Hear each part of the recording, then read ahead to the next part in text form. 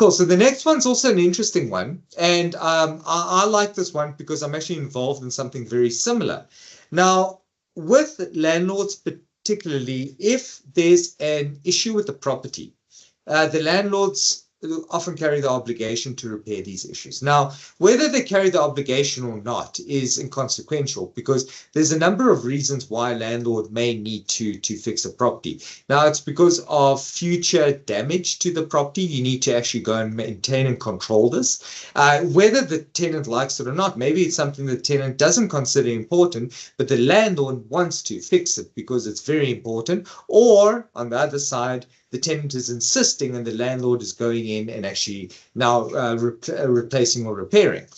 Now, the question here is more around accepting that there's circumstances that justify one way or another this repair, renovation, improvement. Now, under what and to what extent and when, what expectations sit on the landlord in instances where they need to inconvenience the tenant and potentially the tenant needs to move out? And what rights, on the other hand, does the tenant have in circumstances where they're being inconvenienced or they have to move out of a property as a result of these repairs, maintenance, and improvements? Perfect. So an important starting point of lease agreements entered into between parties, and something that we don't actually discuss that much, is the primary obligation of the landlord in respect of the lease agreement. So we need to remember the primary obligation of a landlord in terms of a lease agreement is to provide the undisturbed use and enjoyment of a premises. Okay, that is what the landlord is doing. That is why they're entitled to a rental payment in terms of a lease agreement or just an agreement between parties. So their primary obligation is to allow a tenant to use and enjoy something. Okay, whatever the premises is, whatever was advertised in, to the tenant as, you may use and enjoy this, and for that I receive a rental payment. Okay, and there are many different ways that perhaps this use and enjoyment that the tenant has been granted by the landlord can be disturbed or interrupted, or violated in some sort of way. Okay, so the real difficulty with this particular question is, although we've been given a specific circumstances in this case, which is, in this particular circumstance, it's a shower that needs repairing. The fact is that the use and enjoyment of a premises that the tenant is using can be disturbed in as many ways as you can think of. And we need to react to these particular circumstances depending on the facts of a particular case. Okay, so where the use of enjoyment of a particular premises, which a tenant is using, has been affected in a certain way, there has to be some sort of reaction from the landlord. And depending on what that interruption of the use and enjoyment is, will have as an effect on what the landlord has to do to remedy the particular circumstances.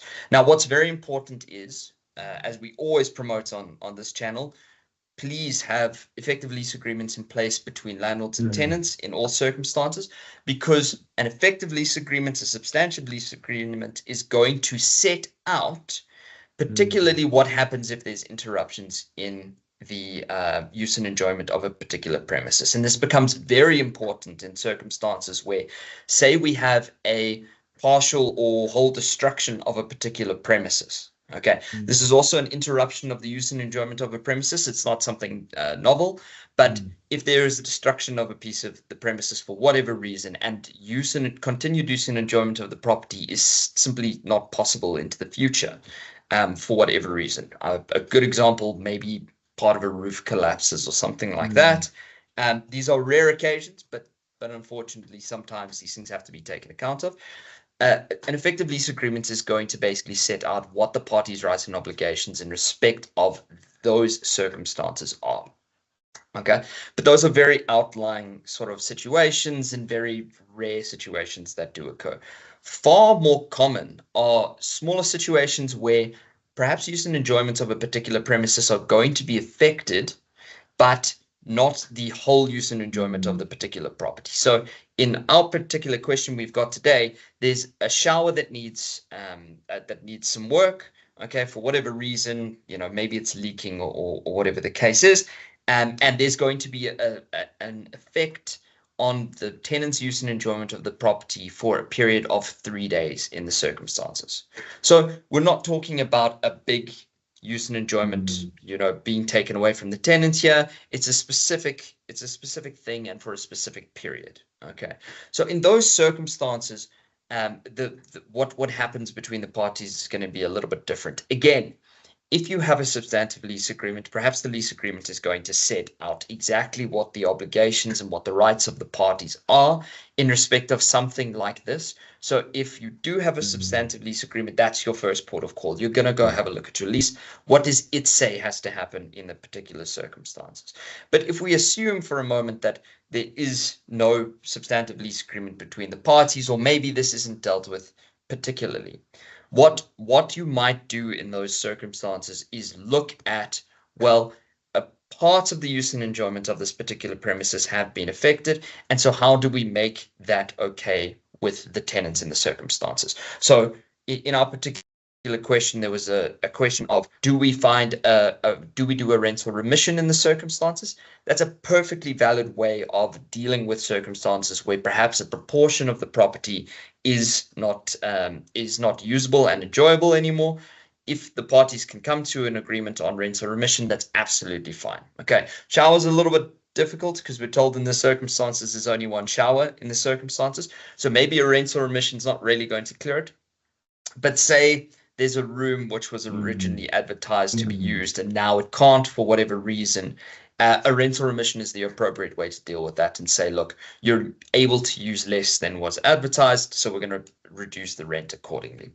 In respect of the shower, there was also, this question was a suggestion of finding alternative accommodation. I think that might be a bit extreme in the circumstances. I think you'll find also if you go to the tenants, they're not going to want to uplift their lives for a period of 3 days. But you can find other ways to try and sort out the problem. With regards to shower, maybe there's another way that you can figure out how the tenants can have access to water or whatever the case is in the particular circumstances. But what's important for the purposes of this question and really for the topic as a whole, okay, there are as many ways that use and enjoyment can be affected as you can think of. And what the landlord must remember in circumstances where use and enjoyment is particularly affected by the tenant is the landlord's got to ensure that they continue to provide the use and enjoyment. That's their obligation in the circumstances. And we have a lot of landlords that sort of, they enter into their lease agreements and they just leave the tenant for years and years and years. And there's absolutely no problem with that. But please, if you are a landlord in the circumstances, be mindful of if the use of the property is being affected, your tenant's use, you have an obligation to ensure that use is, that they continue to have undisturbed use and enjoyment of the premises as you have advertised to them in the circumstances. Alternatively, you might be in a situation where a rental remission or some other plan is made in order to substantially continue the tenant's use and enjoyment of the particular premises. So in terms of this specific question, it seems a rental remission might be the right answer. It depends on the parties and what they can arrange.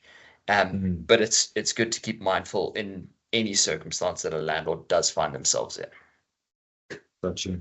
Cool. Thanks so much, Nick. Perfect. Thank you, Bruno. And we will see you next week. Awesome. Have a great one. Yes.